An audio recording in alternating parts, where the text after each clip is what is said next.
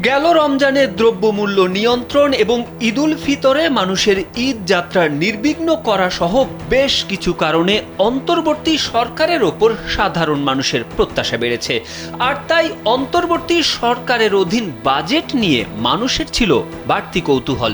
সোমবার অর্থ উপদেষ্টা ডক্টর সালেউদ্দিন আহমেদ 7,90,000 কোটি টাকার বাজেট ঘোষণা করলে সেই কৌতূহলের অবসান ঘটে। প্রস্তাবিত বাজেটে রাজস্ব আদায় ও দেশীয় শিল্প সুরক্ষায় বেশ কিছু পণ্যের ওপর কর, শুল্ক, ভ্যাট আরোপ করতে যাচ্ছে সরকার। এর প্রভাবে বাজারে কিছু পণ্যের দাম বাড়তে পারে, যা মধ্যবিত্তের জন্য দুঃসংবাদ। নির্দিষ্ট মডেলের টিভিএস বাইকে আকর্ষণীয় মূল্য ছাড় অথবা স্ক্র্যাচ কার্ডে থাকছে সর্বোচ্চ 25,000 টাকা ক্যাশব্যাক।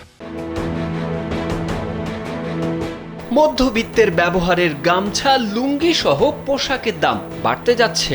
দেশীয় টেক্সটাইল মিলে উৎপাদিত সুতার ভ্যাট বাড়ানো হচ্ছে। প্রতি কেজি কটন সুতা ও ম্যানমেড ফাইবারের তৈরি সুতার সুনির্দিষ্ট কর 3 টাকা থেকে বাড়িয়ে 5 টাকা করা হচ্ছে।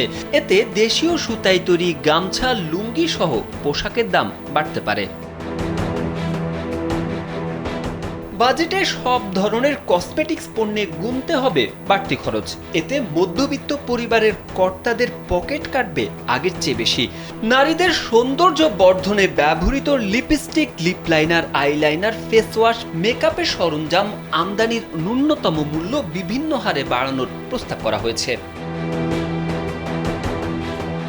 মধ্যবিত্ত শ্রেণীর মানুষজন যাতায়াতের জন্য মোটরসাইকেল ব্যবহার করেন। তাদের জন্য মোটরসাইকেল ক্রয় এবং পরে সার্ভিসিংয়ের মাধ্যমে মোটরসাইকেলের যন্ত্রাংশের দাম বাড়বে। আগামী অর্থ বছরের প্রস্তাবিত বাজেটের শুল্ক, ভ্যাট কিছুটা বাড়ানোর সিদ্ধান্ত আসতে পারে। মাত্র 6 মাস আগে ফ্রিজ ও এয়ার কন্ডিশনার প্রস্তুতকারকদের উপর কর্পোরেট কর দ্বিগুণ করার পর এবার এসব পণ্যে মূল্য সংযোজন কর, ভ্যাট বাড়ানোর পরিকল্পনা করেছে সরকার। ফলে ফ্রিজ ও এয়ার কন্ডিশনের দাম বাড়তে যাচ্ছে। এছাড়াও এবারের বাজেটের ফলে বাড়ি নির্মাণের খরচ বাড়বে। পরোক্ষভাবে নির্মাণ শিল্পের অন্যতম উপাদান হলো রড। রাজস্ব আদায়ে প্রস্তাবিত বাজেটে অগ্রিম আয়কর, এআইটি ও মূল্য সংযোজন কর, ভ্যাট বৃদ্ধির সিদ্ধান্ত নিতে যাচ্ছে সরকার। শুল্ক কর বাড়ানো হলে ভোক্তা পর্যায়ে প্রতি টনে রডের দাম বাড়তে পারে প্রায় 1,400 টাকা। মধ্যবিত্তের অনেকেই কম টাকার মধ্যে দেশীয় তৈরি মোবাইল ফোন কিনে থাকেন, কিন্তু মোবাইল ফোন উৎপাদন ও সংযোজনে হ্রাসকৃত ভ্যাট হার বাড়ানো হচ্ছে। এর ফলে দেশে তৈরি মোবাইল ফোনের দাম বাড়তে পারে বলে ধারণা করা হচ্ছে।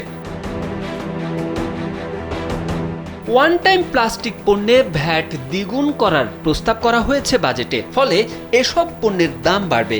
একবার ব্যবহারযোগ্য অর্থাৎ ওয়ান টাইম প্লাস্টিক পণ্যের ওপর ভ্যাট দ্বিগুণ করার উদ্যোগ নেওয়া হচ্ছে। এর মাধ্যমে চা, কফির কাপ, প্লাস্টিকের প্লেট ও বাটির মতো পণ্যের ওপর ভ্যাট বেড়ে 15% পৌঁছাবে। তবে পরিবেশ বান্ধব ও প্রাকৃতিক উপকরণ দিয়ে তৈরি পণ্যের ওপর কোনো ভ্যাট আরোপ করা হবে না। পরিবেশ সুরক্ষায় এমন প্রস্তাব করা হচ্ছে বলে জানা গেছে। তারেক আহমেদ, কালবেলা।